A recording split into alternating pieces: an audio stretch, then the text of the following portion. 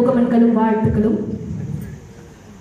கொஞ்சம் audience light போட்டிங்கன்னா கொஞ்சம் பார்வையாளர்களை பார்த்து பேசுறதுக்கு வசதியாக இருக்கும். நன்றி. எங்க எல்லாருமே நம்ம கூடி இருக்கிறது ஒரே ஒரு காரணத்துக்காக தான் இல்லையா? ஒரு விஷயத்துக்காக நம்ம மனசெல்லாம் ஒருங்கிணைஞ்சு ஒரு இடத்துல கூட்டியிருக்கோம். அதுக்கு காரணம் சாதனா, சாதனையாளர் சாதனா, தேசிய விருது பெற்ற சாதனா. அவருடைய திறமையை வெளிக்கொண்டு வந்த அந்த சிறப்பான அருமையான படம் தங்க மீன்கள். தங்க மீன்கள் படம் கண்டிப்பா இங்க இருக்கிறவங்க எல்லாருமே பார்த்துருப்பீங்கன்னு நம்புறேன். ரொம்ப ஒரு அருமையான பயணமாக தான் அந்த படத்தை பார்த்தேன். ஒரு படம்னு இருக்கும் பொழுது ஆரம்பத்துல இருந்து முடிகிற வரைக்கும் ஒரே சீரா போய்கிட்டே இருந்தாதான் அந்த பார்வையாளரும் அந்த படத்தை உள்வாங்கி பார்த்து படம் பார்த்து முடிஞ்சதுக்கு அப்புறமா அந்த படம் பாத்தீங்களா ரொம்ப நல்லா இருந்துச்சு போய் பாருங்க அப்படின்னு சொல்லுவாங்க. அந்த படம் ரெண்டு மூணு நாள் இல்லை, எப்போ பார்த்தாலும் அந்த படத்தை பத்தி பேசும்போதுலாம் மனசுல ஓடிட்டே இருக்கும். இந்த மாதிரியான ஒரு தமிழ் திரைப்படம் வந்து ரொம்ப நாள் ஆயிடுச்சு. 2013 இருந்து இப்ப 2014 வரைக்கும் ஒரு அற்புதமான படம் தான் நான் தங்க மீன்களை தான் சொல்ல முடியும். கண்டிப்பா நீங்க பாத்தீங்கன்னா அதை நீங்களும் ஒத்துப்பீங்கன்னு நம்புறேன். ஏன்னா ராம் ஒரு இயக்குனரா இருக்கிறவங்களுக்கு கண்டிப்பா தெரியும். ராம் வந்து டைரக்டர் மட்டும் இல்ல, அவர் அந்த படத்திலையும் நடிச்சிருக்காரு. இயக்குனர்ன்றவர் எப்பவுமே திரைக்கு பின்னாடி நின்று மற்றவங்களை இயக்குறவங்க. ஆனா இவர் நடிச்சுக்கிட்டே அந்த விஷயத்த ரொம்ப சிறப்பா செஞ்சிருக்காங்கன்னா அதுக்கு அந்த டீம், அந்த ஹோல் டீம், அந்த குழு தான் அதுக்கு காரணம். அவருக்கு அப்படி ஒரு அழகான ஒரு டீம் அமைஞ்சிருக்காங்க. அவர் என்ன சொல்ல நினைக்கிறாரோ அதை அழகா காட்சிப்படுத்தி கொடுத்திருக்காங்க. அரவிந்த் சாரா அவர் தான் ஒளிப்பதிவாளர். ரொம்ப அந்த கேமரா அவர் என்ன நினைக்கிறாரு, இயக்குனர் ஏதாவது நினைச்சுன்னா அதுக்கேற்ற மாதிரி ஒரு சாக்ரிஃபைஸே இல்லாம இதுதான் எனக்கு வேணும் அப்படின்னா அது அப்படியே கிடைச்சிருக்குன்னு தான் நான் நம்புறேன். அவ்வளவு அழகா வந்திருக்கு. இந்த மாதிரி ஒரு விஷயமும் பார்த்து நுணுக்கமா பண்ணிட்டாங்க. இந்த படம் பார்க்கும் பொழுது சாதனாக்காகவே இந்த கதை எழுதப்பட்டதா இல்ல இந்த படத்துல சாதனா வந்து அந்த கேரக்டராவே மாறிட்டாளான்ற குழப்பம் வர அளவுக்கு அவ்வளவு பக்குவமா கச்சிதமா நடிச்சிருக்காங்க. ரொம்ப அருமையா சாதனா ரொம்ப அழகா நடிச்சிருந்தீங்க. ரொம்ப உங்களுடைய ஒரு சின்ன அசைவுகள், உடல் மொழி, பாடி லாங்குவேஜ் ரொம்ப அழகா இருந்தது. ரொம்ப இயல்பா இருந்தது, நேர்மையா இருந்தது. சிரிப்பு, கண்ணுல பேசுறது, ஒரு வருத்தம், ஏக்கம், எரிச்சல், வழி, இப்படி வந்து சின்ன விஷயத்தை கூட ரொம்ப அழகா தன்னுடைய உடல் மொழி மூலமாகவும் தன்னுடைய வார்த்தைகள், உச்சரிப்பு இப்படிலாம் சொல்லிக்கிட்டே போலாம். ரொம்ப அதுக்கேற்ற மாதிரி அங்கீகாரம் கிடைச்சு இந்த நேஷனல் அவார்ட் கிடைச்சதுன்றது ரொம்ப பெரிய விஷயம். சில நல்ல படங்களுக்கெல்லாம் அங்கீகாரமே கிடைக்காம எந்த சிறப்புமே இல்லாம பார்க்காம எல்லாரும் போயிடுவாங்க. அப்படி இல்லாம இந்த படத்தை அங்கீகரிச்சு அது ஒரு சிறந்த படம்னு நேஷனல் அவார்ட் கிடைச்சது மட்டும் இல்லாம இந்த குழந்தைக்கு ஒரு சிறப்பான ஒரு விருதும் கிடைச்சதுல எனக்கு ரொம்ப சந்தோஷமா இருக்கு.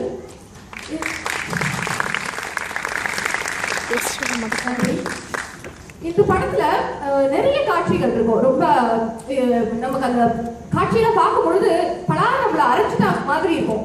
ஏன்னா இந்த கல்வி தரம்ன்றது, இந்த கல்வி தரத்தை பத்தி தான் மெயின் சப்ஜெக்ட்னாலும் நிறைய விஷயங்களை தொட்டு பேசியிருக்காருடா. ஒரு தனி மனிதனா இருக்கும் பொழுது அவனை வந்து ஒரு பொருளாதார ரீதியா தான் நம்ம அங்கீகரிக்கிறோம். இப்போ ஒருத்தரை பார்த்த உடனே இவர் வந்து இந்த நிறுவனத்துல பணிபுரிகிறார், இவர் இந்த பொறுப்புல இருக்கார் அப்படின்னு நம்ம அறிமுகப்படுத்துறோம் இல்லையா? ஆனா வந்து இப்ப யாரையாவது பார்த்து நம்ம இவர் ரொம்ப நேர்மையானவர் தெரியுமா, இவர் பொய்யே சொல்ல மாட்டார், இவர் ரொம்ப நல்லவர் அப்படின்னு அறிமுகப்படுத்துறதே இல்ல. அப்படி பண்ண மாட்டோம். அப்படி பண்ணா கூட இவர் லூசா இருக்கும் போல, என்னது இவரை இப்படி அறிமுகப்படுத்துறாங்க, யார் என்ன சொல்லாம இவர் நல்லவன் வல்லவன்றாங்களேன்னு. ஏன்னா நம்மளுடைய சமுதாயம், நம்மளுடைய எண்ணங்கள் அந்த மாதிரி மாறி போயிடுச்சு. பொருளாதார ரீதியா ஒருத்தர் ரொம்ப நல்லா இருந்தாதான் அவருக்கு ஒரு அங்கீகாரம். அந்த அங்கீகாரத்தை வந்து தொலைச்சு நிற்கிறாரு இந்த படத்துல தான். தனக்கு ஒரு அப்பாவா இருந்து கூட அந்த குழந்தைக்கு ஸ்கூலுக்காக நீ போக வேண்டாம்னு அவரோட அப்பாவே சொல்றாங்க. ஒரு நல்ல ஆசிரியர் விருது பெற்ற அவங்க அப்பா இவர் சொல்றாரு நீ போவாதடா, நீ அங்க போவாத. ஏன்னா இவர் வந்து ஒரு நல்ல பொறுப்புல இல்லை அப்படின்ற காரணத்தால. அதனால ஒரு தனி மனிதருடைய கஷ்ட நஷ்டங்களையே இந்த படத்துல நல்ல அழகா காட்டுறாங்க. எனக்கு என்னவோ இந்த படம் வந்து கற்றது தமிழ் அவருடைய முதல் படத்துடைய 2ஆம் பாகம்னு தோணுது. ஏன்னா கற்றது தமிழ் படத்துல வந்து ஒரு காதலிலை, அதுக்கப்புறமா அந்த படத்துல வந்து தமிழ் படிச்சு அதனால கஷ்டப்பட்டு அதனால ஏற்படும் அரசியல்களை பத்தி இருந்த படம். இந்த 2வது படத்துல காதல் திருமணம் புரிஞ்சுட்டு ரொம்ப கஷ்டப்படுறாரு. அதனால அவருடைய மகளுடைய கஷ்டத்தை பாக்குறாரு. ஒரு மெட்ரிகுலேஷன் ஸ்கூல்ல படிக்கும் பொழுது அந்த குழந்தைக்கு எவ்வளவு ஸ்ட்ரெஸ் இருக்குன்னு பாக்குறாரு. நம்ம கூட குழந்தைங்களை வந்து அவங்க எவ்வளவு கஷ்டப்படுறாங்க, கிளாஸ் மட்டும் 1 படிச்சேன் அப்படின்னு தான் நம்மளும் கேட்கிறோம். நம்மளும் வந்து அவங்க ஸ்ட்ரெஸ்ஃபுல்லா ஆக்குறோம் பசங்களை. நம்மளும் அதை வந்து இந்த மாதிரி பண்ணும்பொழுது இந்த படத்தை பார்க்கும்பொழுது இருக்கும் அதை பார்த்து உருகுமே. ஆனா நம்மளும் இப்படிதான் இருக்கோம் அந்த நிமிஷம் நினைக்கிறோம். இப்படிதான் அந்த படத்துல வந்து ஒவ்வொரு விஷயங்களுமே ரொம்ப இயல்பா நேர்த்தியா யதார்த்தமா கொண்டு போனதுனாலதான் இந்த படம் முழுக்க வெற்றி பெற்றிருக்கு. இந்த விஷயத்துல இந்த மாதிரி சின்ன சின்ன நுணுக்கத்தை சொல்லும் பொழுது ஒளிப்பதிவாளர் கவர் பண்ணாருன்னு சொன்னீங்க. அது மாதிரி நிறைய ஒரு விஷயத்த பாத்தீங்கன்னா படிவம் ஒரு கவிதை மாதிரி பூடகமா சொல்லியிருக்காரு.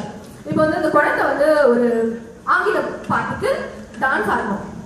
அந்த பாட்டுக்கு ஆடும் பொழுது இன்னொரு இடத்துல காட்டுவாங்க ஒரு புண்ணிய வீடு, அந்த கூட்டை காட்டுவாங்க. அதாவது அந்த குழந்தை வந்து ரொம்ப ஆசையா வந்து டீச்சர் நான் இந்த ட்ரெஸ் போட்டிருக்கேன் டீச்சர் அப்படின்னு காட்டும் பொழுது உடனே இன்னைக்கு போட சொன்னாங்க இந்த ட்ரெஸ்ஸை போ அப்படின்னு அவங்க எடுத்துட்டு பேசும்பொழுது அந்த குழந்தையோட மனம் உடையுது. எத்தனையோ நம்மளும் இந்த மாதிரி விஷயம் பண்றோம். குழந்தை வந்து ஆர்வமா வந்து அவன் இதுமா அப்படின்னு சொல்லும் பொழுது சரி போ நபர் பாக்க அப்படின்னு நம்ம ஒரு எரிச்சலை காட்டும் போது அந்த குழந்தை வந்து ஒரு பலூன் மாதிரி அப்படியே சுருங்கிடும். அந்த நிமிஷம் நம்ம வந்து அதை யோசிக்கிறதே இல்லை. அந்த 2 நிமிஷம் என்னம்மா சொல்லுமா அப்படியாடா சரி ஓகே நான் நாட்டிட்டு பேசிட்டு வரேன் அப்படின்னு நம்ம சொல்றதே கிடையாது. உடனே நம்ம வந்து உதாசீனப்படுத்துறோம். அதுதான் இந்த படத்துல ஒரு சின்ன சின்ன விஷயத்த கூட ரொம்ப அழகா நம்மளுக்கு வந்து புரிய வச்சு நம்ம அதனால திருத்திப்போமா என்னன்னு தெரியாது. ஆனா அட்லீஸ்ட் நம்ம ரியலைஸ் பண்ணுவோம் இந்த மாதிரி எல்லாம் நம்ம நடந்துகிட்டு இருக்கோம் அப்படின்ற விஷயங்கள் எல்லாம் காட்டுறாங்க. அதே மாதிரி இன்னொரு ஒரு விஷயம் வந்து குழந்தையை காட்டும் பொழுது குழந்தை ரொம்ப சந்தோஷமா இருக்கும் பொழுது குழந்தை பிளர்ட் பண்ணிட்டு ஃப்ரண்ட்ல வந்து அந்த இலையை காட்டுறதும், அதுக்கப்புறமா அந்த குழந்தை வாடும் பொழுது ஒரு காஞ்ச ஒரு பிரான்சஸ் ஒரு இதை வந்து ஃப்ரண்ட்ல காட்டுறதோ இந்த மாதிரி காட்டும்போது எனக்கு ஒரு பூடகமா ஒரு படிவம் மாதிரி அந்த கவிதை மாதிரி இந்த படத்தை சொல்ல வந்திருக்காருன்ற மாதிரி தான் தோணுச்சு. ஒவ்வொரு கேரக்டரும் அந்த மாதிரி யோசிச்சு செலக்ட் பண்ணியிருக்காரு. லக்ஷ்மி நடிச்சிருக்காங்க, வெங்கடேஷ் நடிச்சிருக்காங்க. அவங்களுக்கு அந்த கேரக்டர் பொருந்தி வரும்னு அவர் யோசிச்சிருக்காரு பாருங்க. அப்படின்னு சொல்லி தான் உங்களுக்கு அந்த கேரக்டர் கொடுத்துருக்காங்க. அது மாதிரி ஒரு சின்ன சின்ன விஷயத்த கூட அவர் யோசிச்சு பார்த்து காஸ்டியூம்ல சரி அந்த மனைவியை நடிச்சு அவங்க ரொம்ப ரொம்ப அழகா நடிச்சிருந்தாங்க. பார்க்கும்போது இயக்குனர் பாலுமகேந்திர சாருடைய கதாநாயகிகள் அர்ச்சனா அஸ்வினி எல்லாம் தான் நினைவுக்கு வந்துச்சு. அந்த மாதிரியான ஒரு அவங்க அந்த கேரக்டர் பத்தியோ இல்ல